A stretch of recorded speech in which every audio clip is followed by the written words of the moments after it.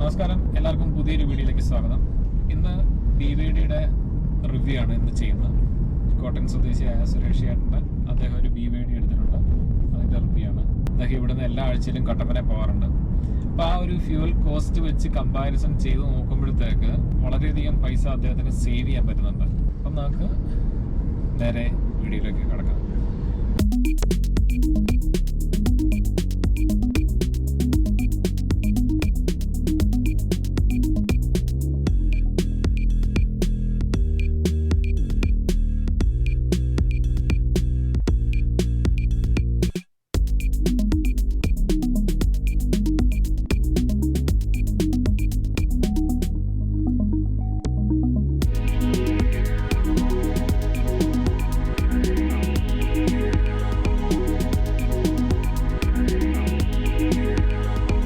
ചേട്ടാ, ചാനലിലേക്ക് എല്ലാവർക്കും സ്വാഗതം. Thank you. അപ്പം എങ്ങനെ EV-ലോട്ടുള്ളൊരു വരവും? എനിക്ക് നല്ല ഓട്ടമുള്ളൊരു മനുഷ്യനാണ്. എനിക്ക് ഇടുക്കിയിൽ കൃഷിയായിട്ട് ബന്ധപ്പെട്ട് ഒരു സൈഡ് തന്നെ ഒരു 140 കിലോമീറ്റർ 130 കിലോമീറ്ററോളം പോകണം. വൺ സൈഡ് തന്നെ.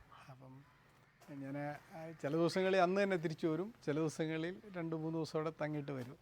അപ്പം ഡീസലടിച്ച് ഞാനൊരു പരുവമായി.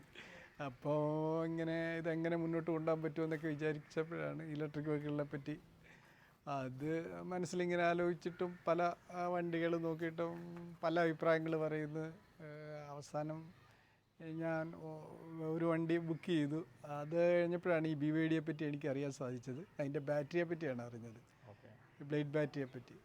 അപ്പോൾ എനിക്ക് തോന്നി അത് കൊള്ളാം എന്നുള്ള രീതിയിൽ പല പാർട്ടിയുടെ അഭിപ്രായം ചോദിച്ചവരൊന്നും ശരിയായ മറുപടിയൊന്നും എനിക്ക് കിട്ടിയില്ല. കുറച്ച് ഞാൻ സൈറ്റിലൊക്കെ നോക്കിയതിന് ശേഷം ഞാൻ ഇത് തന്നെ ബുക്ക് ചെയ്തു. ഏതായാലും അതൊരു നല്ല കാര്യമാണ് എനിക്കിപ്പോൾ തോന്നുന്നു. ഞാൻ അതിൽ വളരെ ഹാപ്പിയാണ്.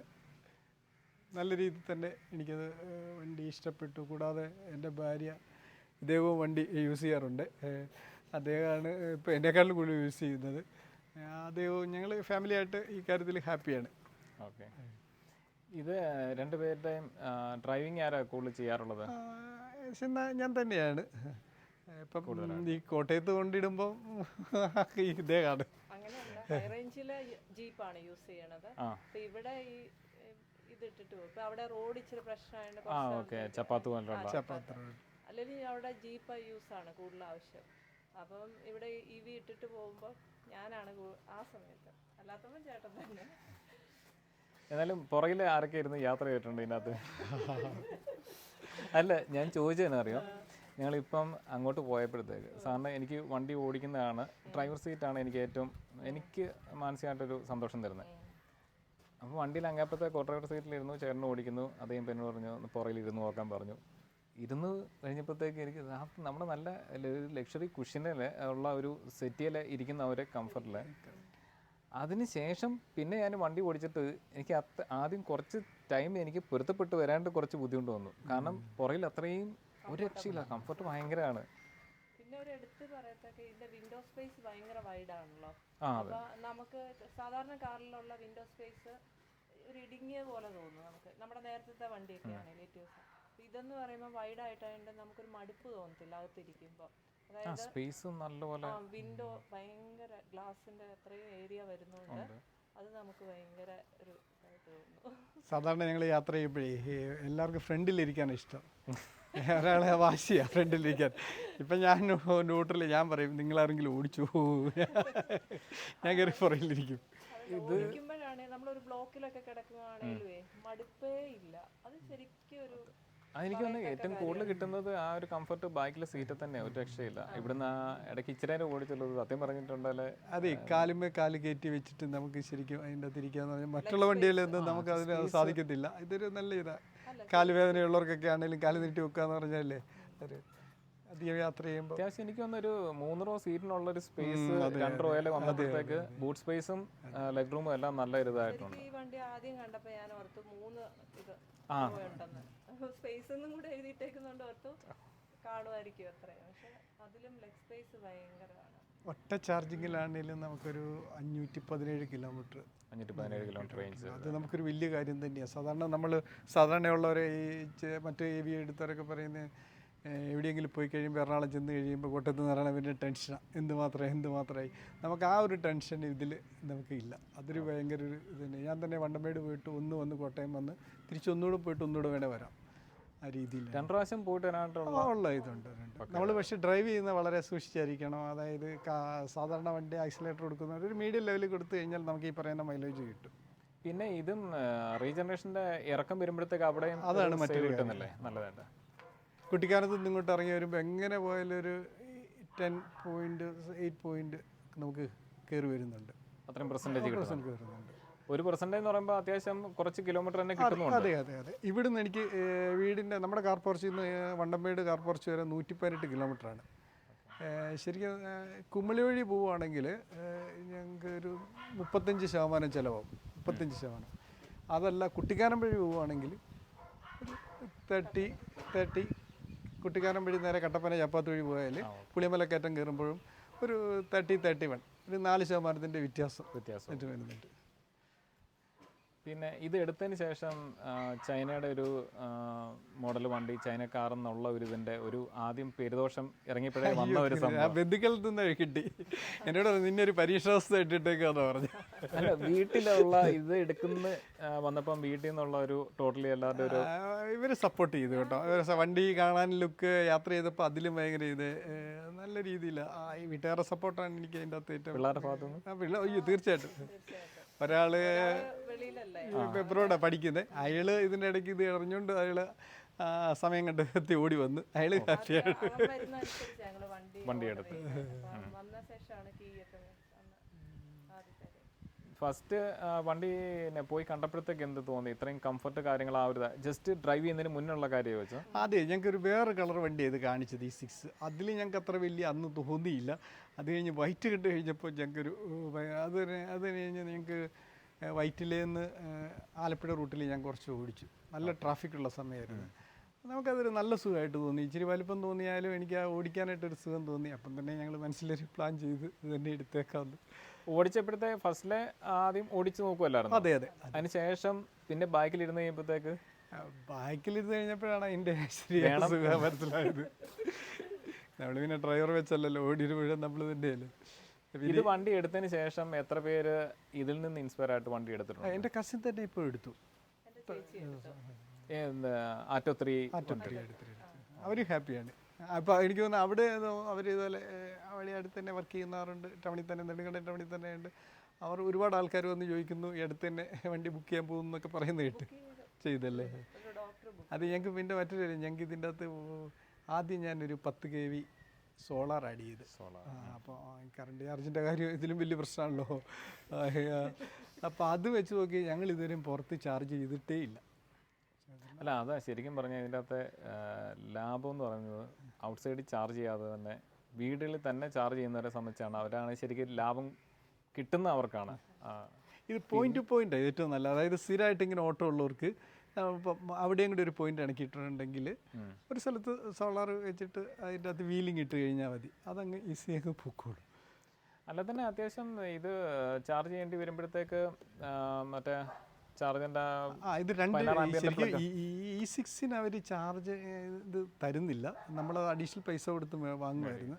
ഒരു 3.5 കിലോവാട്ടിൻ്റെ ഒരെണ്ണവും ഒരു സാധാരണ 16 ആംസിൽ കുത്തുന്ന ഒരെണ്ണം കൂടെ വാങ്ങിയിരുന്നു. അത് അഡീഷണൽ പേയ്മെൻറ്റ് കൊടുത്തു. അത് ചാർജർ ഇതിൻ്റെ കൂടെ അവർ ഫ്രീ ആയിട്ട് തരുന്നില്ല. അങ്ങനെ ഒരു കമ്പനിക്ക് ഒരു പ്ലഗ് അതിനുള്ള സാധനം ഒന്നും തരുന്നില്ല. ഇതിനെല്ലാം നമ്മൾ പേയ്മെൻറ്റ് കൊടുക്കേണ്ടി വന്നു. അപ്പം വണ്ടി വേണ്ടാന്ന് വെക്കുന്നവരെ സംബന്ധിച്ച് ചാർജ് ചെയ്ത് നടക്കത്തില്ല എന്നുള്ള ചുരുക്കം. അപ്പം നമ്മൾ അവിടെ സ്ഥാപിച്ചേക്കുന്ന അത് ഇത് കഴിഞ്ഞ് നമ്മൾ ബുക്ക് ചെയ്ത് കഴിഞ്ഞ് നമ്മൾ അഡീഷണൽ പേയ്മെൻറ്റ് കൊടുത്ത് ഇത്ര മീറ്റർ പോസ്റ്റ് ഇത്ര മീറ്റർ അകലെയാണെങ്കിൽ അതിന് സെപ്പറേറ്റ് പേയ്മെൻറ്റ് കൊടുത്തിട്ടാണ് അവർ വെച്ചത് ഇൻസ്റ്റാൾ ചെയ്ത്. അപ്പോൾ അതിന് എത്ര കോസ്റ്റ് എല്ലാം? അതെല്ലാം കൂടെ എനിക്ക് തോന്നുന്നു 25 ആയിട്ടുണ്ട് അഡീഷണൽ കോസ്റ്റ്. 25. പിന്നെ ബാറ്ററി ചാർജിന് ഉണ്ട് അന്ന് 68 62 വാങ്ങിയിട്ടുണ്ട്. ഒരു വർഷമായി, ഞാൻ മറന്നുപോയി. ഇനിയും ഏറ്റവും ഇളയ ഒരാൾ ഒന്നും ഉണ്ടായിരിക്കുന്നു അഭിപ്രായങ്ങൾ പറഞ്ഞ്. സ്കൂളിൽ പോകുമ്പോൾ അമ്മ ഇതാ കൊണ്ട് ഇതിൻ്റെ അകത്ത് എന്നാലും ബൈക്കിൽ ഇരുന്ന് യാത്ര ചെയ്തിട്ടല്ലേ? ഇതിലേതാ ഇഷ്ടം? ഏതാ കംഫർട്ട്? പക്ഷേ എനിക്ക് ബൈക്കിലല്ലേ കുറച്ചുകൂടെ കംഫർട്ട്. ഞാൻ സത്യം പറഞ്ഞാൽ ആദ്യമായിട്ട് ഇത്രയും സ്പേസ് ഉള്ള വണ്ടി ഞാൻ വേറെ കണ്ടിട്ടില്ല. ഇത്രയും സ്പേസ് നല്ലതായിട്ട്. ഞാൻ ഇവിടെ ആദ്യം ഇങ്ങനത്തെ സൈഡിൽ ഇരുന്നിട്ട് നേരെ ഇതുവഴി ഓടി ചാടി അപ്പുറത്തോട്ട് പോയത്. സാറിന് എന്ന് പറയാൻ നിരങ്ങി ഇരുന്നല്ല നീങ്ങാൻ പറ്റുന്നത്. ഇടുങ്ങിയ നമ്മൾ അങ്ങോട്ടും ഇങ്ങോട്ടും ഒന്ന് പാസ് ചെയ്യണമായിരുന്നു. അത് ഭയങ്കര ഇതാ. ഞങ്ങൾ ഇതെടുത്ത് കഴിഞ്ഞതിന് ഞങ്ങളുടെ അമ്മ അത് കഴിഞ്ഞ് കൊണ്ട് കയറ്റി കഴിഞ്ഞപ്പോൾ സാധാരണ അമ്മ ബാക്കിലൊക്കെ ഇരുന്ന് വെച്ചാൽ അസ്വസ്ഥത പറയും. ഇതൊരു കുഴപ്പമില്ല, ഭയങ്കര ഹാപ്പി ആയിട്ട്. അപ്പം തന്നെ അത് കഴിഞ്ഞ് ഇദ്ദേഹത്തിൻ്റെ വൈഫിൻ്റെ അച്ഛനും അമ്മയും അവർ ഇതുപോലെ സാധാരണ ബാക്കിൽ നിന്ന് യാത്ര ചെയ്ത് കഴിഞ്ഞാൽ പിന്നെ അന്നത്തെ ദിവസം വരെ ഒന്നിനും കൊള്ളത്തില്ല. ഇപ്പോൾ അവർ വന്നു കഴിഞ്ഞാൽ അവർ ഭയങ്കര റിലാക്സ് ആയിട്ട് ഭയങ്കര ഹാപ്പി ആയിട്ട് സംസാരിക്കും. അപ്പോൾ നമുക്ക് മനസ്സിലായി ഇതിൻ്റെ അകത്ത് യാത്ര സുഖം വളരെ വണ്ടിയേക്കാളും ക്ഷീണം പറയാറുണ്ട്. അത് ഇതിൽ പോയി കഴിഞ്ഞപ്പം ശരിക്കും ഭയങ്കരമായിട്ട് വ്യത്യാസമുണ്ട്. ഇപ്പം നെക്സോണിൻ്റെ ഒക്കെ വരുമ്പോഴത്തേക്ക് 1,20,000 മിക്കവരും ടയർ ചേഞ്ച് ചെയ്യുന്നത്. പിന്നെ അതിന് ബ്രേക്ക് ലൈൻസ് ഒക്കെ മാറ്റുന്നതും 1 lakhന് എബോ കഴിഞ്ഞതിന് ശേഷമാണ്. അതെ അതെ അതെ. ഇതിൻ്റെ ടയർ ലൈഫും കാര്യങ്ങളൊക്കെ ഇത് 2 ടണ്ണാണ് വണ്ടി. 2 ടണ്ണാണ് 2000 കിലോ. അപ്പം അതിനനുസരിച്ച് ഇപ്പം അതനുസരിച്ചൊരു ഇതുണ്ട്. അതൊരു ഇതുള്ളൂ, അല്ല മറ്റു കാര്യങ്ങളൊന്നും നമുക്ക് ഇതിൻ്റെ അകത്ത് ഇത് പറയാനില്ല. പക്ഷെ അതിൻ്റെ ആ സുഖവും അതുപോലെ സുഖമുണ്ട്. പിന്നെ ഇപ്പം ടോട്ടൽ ഇപ്പം എത്ര കിലോമീറ്റർ?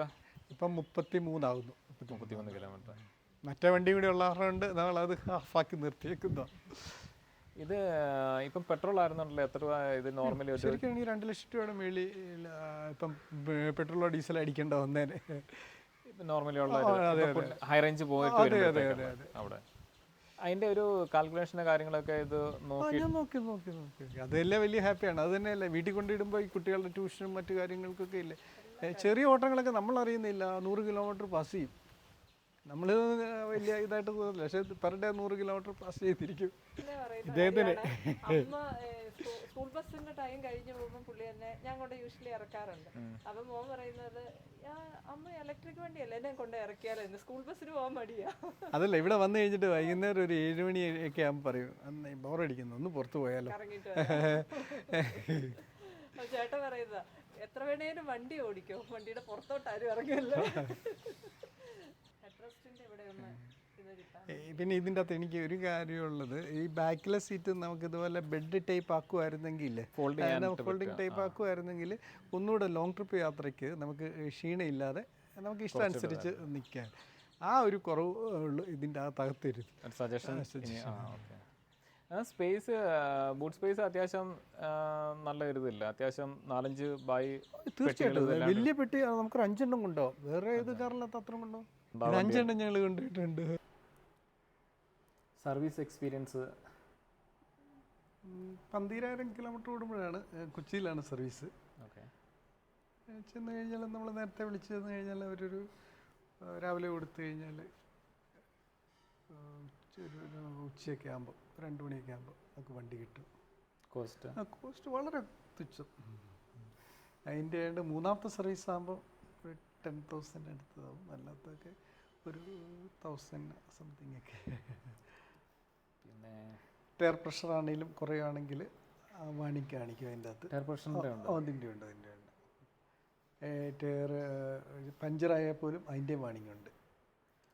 ബാറ്ററി വാറണ്ടി കാര്യങ്ങൾ വണ്ടിയുടെ അന്നൊരു വണ്ടി എടുത്തതാണെങ്കിൽ നമ്മളോട് പറഞ്ഞതും ഇതിൽ കാലോഗിലൊക്കെ കൊടുത്തേക്കുന്നത്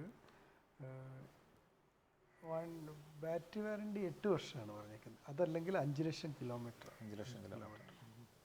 ധാരാളം. സാധാരണ യൂസ് ചെയ്യുന്ന വണ്ടിയൊക്കെ 2 ലക്ഷം കിലോമീറ്റർ ഒന്നും നമ്മൾ യൂസ് ചെയ്യാറില്ല.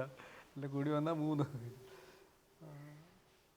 പിന്നെ വണ്ടി വാറണ്ടി പറഞ്ഞിട്ടുണ്ട് 1.5 ലക്ഷം കിലോമീറ്റർ. അങ്ങനെ എന്താ വണ്ടിക്ക് 1.5 ഉള്ളൂ, പക്ഷേ ബാറ്ററിക്ക് 5 ലക്ഷം കിലോമീറ്റർ. വണ്ടിക്ക് 3 വർഷം അല്ലെങ്കിൽ 3 വർഷം. 1.5 ലക്ഷം കിലോമീറ്റർ അല്ലെങ്കിൽ 3 വർഷം വണ്ടിക്ക്. ഓക്കെ. ഇത് ലോങ് ഇവിടെ വരെ എത്ര ദൂരം വരെ ഇത് പോയിട്ടുണ്ട്? ഞാൻ ഇവിടുന്ന് പാലക്കാട് അടുത്ത് വരെ പോയി തിരിച്ചു പോകുന്നു. അതുപോലെ തന്നെ എനിക്ക് ഹൈ റേഞ്ച് പിന്നെ തിരുവനന്തപുരം പോകും. അത് 2ഇടത്തും പോയിട്ട് വരുമ്പോൾ ചാർജ് ഇവിടെ വരുമ്പോൾ പിന്നെയും കിടക്കുക. പുറത്തുനിന്ന് ശരിക്കും ഇതിൻ്റെയൊക്കെ സെൻറ്ററാണല്ലോ കോട്ടയം. അപ്പോൾ അത് നമുക്കത് വലിയൊരു കാര്യം. ഞാൻ ഇതുവരെ പുറത്ത് ചാർജ് ചെയ്തിട്ടില്ല. പാലക്കാട് വരെ പോയിട്ടും ചാർജ് ചെയ്തിട്ടില്ല. പൊതുവെ ബാക്കി എല്ലാവരും ചാർജ് ചെയ്താണ്. അപ്പോൾ ഈ അതിനെക്കുറിച്ച് എപ്പോഴെങ്കിലും കൺസേൺ ഉണ്ടോ? കുറച്ചുകൂടെ ലോങ് പോകുമ്പോഴത്തേക്ക് എങ്ങനെ ആയിരിക്കണം, എന്താണ് ഒരു പ്ലാനിങ് ഉണ്ടോ? അത് നമ്മൾ ശരിക്കും എൻ്റെ അഭിപ്രായത്തിൽ നമ്മൾ ഇപ്പോൾ അതർ സ്റ്റേറ്റ് ഇൻ്റർസ്റ്റേറ്റ് ഒക്കെ പോവുകയാണെങ്കിൽ നമുക്ക് പ്ലാൻ ചെയ്ത് തന്നെ പോകണം.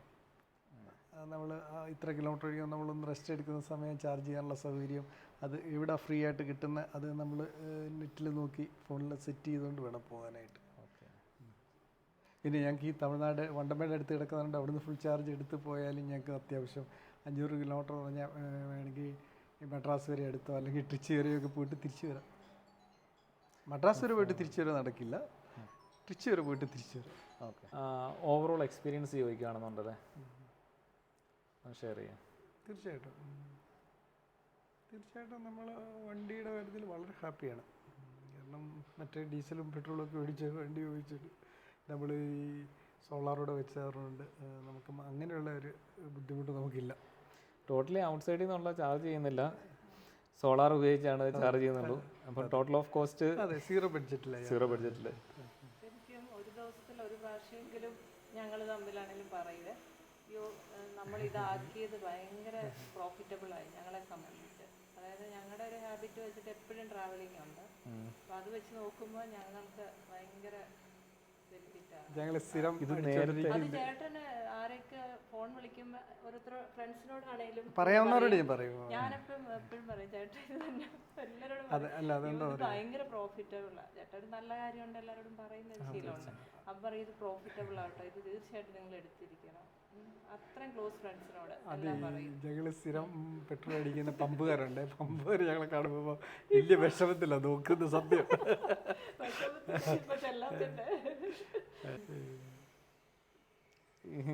തിരിച്ചു പോകുമ്പോഴാണേലും മുണ്ടക്കയത്ത് ജീപ്പ് കൊണ്ട് ഇട്ടിട്ട് നമ്മുടെ ഒരു റോട്ടറി മെമ്പറുണ്ട് അവിടെ ഇട്ടിട്ട്, അപ്പൊ അത്രയും ഞാൻ ഫ്രീ ആയിട്ടിരിക്കുന്നു അവിടെ പറയായിട്ട് ചേട്ടാ അവിടെ നിന്ന് ജീപ്പ് എടുത്തിട്ട് പോരും. അപ്പൊ അത്രയും ഡ്രൈവിങ് ചെയ്താൽ മതി, ഒറ്റ സ്ട്രെച്ചിലുള്ള ഒരു ഇരിപ്പും മാറും. ഈ വണ്ടി ആയതുകൊണ്ടല്ലേ നമ്മൾ അങ്ങനെ ചെയ്യുന്നത്. ഇതിനകത്ത് മറ്റൊരു വലിയ കാര്യം എന്താണെന്ന് അറിയാം, നമ്മൾ സാധാരണ ഏത് വണ്ടി എടുത്താലും ഒരു 10-30,000 കിലോമീറ്റർ കഴിയുമ്പോൾ പിന്നെ നമ്മൾ വണ്ടി ഓടിക്കുമ്പോൾ ആ ഒരു സുഖക്കുറവുണ്ടാവും. ആദ്യം വേണ്ടി ആ ഒരു സുഖക്കുറവ് നമുക്ക് ഇതിനില്ല കേട്ടോ. ഈ EV വണ്ടിക്കൊന്നും ഇല്ലെന്നാണ് എനിക്ക് തോന്നുന്നത്. അതേ ഫീലിംഗ് അത് നമുക്ക് ശരിക്കും ഒരു നല്ലൊരു സുഖമാണ്. നമ്മളെപ്പം പുതിയ വണ്ടി എപ്പം നമ്മൾ കയറിയിരുന്ന് ഓടിക്കുന്നോ അതേ ഇത് തന്നെ. അല്ല, വേറെ ഒരു മോശം ഒരു അഭിപ്രായം, ഒരു കംപ്ലൈൻറ്റ് അങ്ങനെ ഞാൻ BYDയുടെ ഇതിനെ ഞാൻ കേട്ടിട്ടില്ല ഇന്നവരെ. ഇത് പിന്നെ എടുത്ത് കുറച്ചുകൂടെ താമസിച്ചു പോയെന്ന് ഇപ്പം തോന്നുന്നുണ്ടോ? ടോട്ടലി ഇതിപ്പം ചേച്ചി ആണെന്ന് പുറത്തോട്ട് ഫ്രണ്ട്സും ചേച്ചിയുടെ സുഹൃത്തുക്കളും ഇതെല്ലാം വണ്ടി എവിടെയൊക്കെ പോകുമ്പോഴത്തേക്ക് അവരും ഇതേക്കുറിച്ച് തിരക്കാറും ഇതല്ല അല്ലേ? പിന്നെ തീർച്ചയായിട്ടും എല്ലാവരും ചോദിക്കാറുണ്ട്. പിന്നെ കോസ്റ്റ് കേൾക്കുമ്പോഴുള്ള ഒരു പിന്നെ സോളാറിൻ്റെ ഒരു ആഡ് ചെയ്യണം, ഇങ്ങനെയുള്ള കാര്യങ്ങൾ. സോളാർ ആഡ് ചെയ്ത് കഴിഞ്ഞിട്ടുണ്ടല്ലോ ടോട്ടലി ബെനിഫിറ്റ് തന്നെയല്ലേ? എല്ലാവരും തന്നെ ആഡ് ചെയ്യുന്നുണ്ടല്ലോ സോളാർ. പിന്നെ നമ്മൾ ഡീസൽ അടിക്കുന്ന പൈസ നമുക്ക് ശരിക്കും അത് ലാഭം തന്നെയാണ്. ഇതിൻ്റെ എല്ലാവരും പറയുന്ന ഒരു ഇനിഷ്യൽ കോസ്റ്റ് ബഡ്ജറ്റ് ഫ്രണ്ട്ലി അല്ല എന്നാണ് BYDക്ക് ഒരു കംപ്ലയിൻറ്റ് കേൾക്കുന്നത്. ശരിക്കും പറഞ്ഞിട്ടുണ്ട് ബഡ്ജറ്റ് ഫ്രണ്ട്ലി ആയിട്ടുള്ള വണ്ടികൾ പലതിനും കംപ്ലയിൻസും കാര്യങ്ങളും പല ബാറ്ററി ഇഷ്യൂ ഇതുകൊണ്ടൊക്കെ വരുന്നുണ്ട്. ഈ ഇത്രയും ബഡ്ജറ്റ് വരുന്നത് അത്യാവശ്യം നമ്മളൊരു ഡൗൺ പേയ്മെൻറ്റ് നല്ലൊരു ഡൗൺ പേയ്മെൻറ്റ് കൊടുത്ത് കഴിഞ്ഞിട്ടുണ്ടല്ലേ ഡീസൽ അടിക്കുന്ന പൈസ അല്ല പെട്രോൾ അടിക്കുന്ന പൈസ പോലെ EMI അടച്ചു പോകാനായിട്ട്. അപ്പം അങ്ങനെ നോക്കുവാണെങ്കിൽ ഒരു എത്ര വർഷത്തേക്കായിരിക്കും നോർമലി? ഇപ്പം നമ്മൾ സാധാരണ 8 വർഷമാണ്. ഇതിൻ്റെ ഫിനാൻസ് 8 വർഷത്തേക്ക് 8 വർഷം ഓടിക്കുമ്പോഴത്തേക്ക് വണ്ടി തികച്ചും ഫ്രീ ആയില്ലേ? സോളാറും 5 വർഷം ഓടിച്ചാൽ ഫ്രീ ആയി. 5 വർഷം ഓടിച്ചാൽ നമ്മുടെ കിലോമീറ്റർ 5 വർഷം ഓടിച്ചാൽ 5 വർഷം ഓടിക്കുമ്പോഴത്തേക്ക് നമുക്ക് ക്ഷീണമൊന്നുമില്ല ഈ വണ്ടിയിൽ. പിന്നെ അത്യാവശ്യം കാല് നീട്ടി വെച്ച് യാത്ര ചെയ്യാം. അതൊക്കെ ഒരു വലിയ കാര്യമൊക്കെ തന്നെയാണ്. നല്ല ഡിഫറൻസ് ഉണ്ട്. നേരത്തെ ഞങ്ങൾ യൂസ് ചെയ്ത വണ്ടി ഇതും തമ്മിൽ നമ്മൾ ഹൈ റേഞ്ച് ചെല്ലുമ്പോൾ ആ ക്ഷീണം അതിൽ തന്നെ അറിയാം നമുക്ക്. പലരും എന്നോട് ചോദിച്ചിട്ടുണ്ട് ഇലക്ട്രിക് വണ്ടി ആയിട്ട് കയറ്റമൊക്കെ വലിക്കാൻ എങ്ങനെയുണ്ടെന്ന് ചോദിക്കാറുണ്ട്. എല്ലാവരും ഫസ്റ്റ് ആദ്യം ഇറങ്ങിയ സമയത്ത് എല്ലാവരുടെ ഒരു വലിയൊരു ചോദ്യം. പക്ഷെ അത് വളരെ ഈസിയാണ്. മറ്റേ ഇഞ്ചിനിലും പെർഫെക്ഷനാണിത്. നമ്മളൊക്കെ ഉദ്ദേശിക്കുന്ന ടൈമിങ്ങിൽ സാധനം കയറി വരും. നല്ല ഇതുണ്ട്. അപ്പം ചേട്ടാ ഇത്ര നേരം നിങ്ങൾ രണ്ടുപേരും വീഡിയോയിൽ സഹകരിച്ചതിന് നന്ദി. Okay, thank you.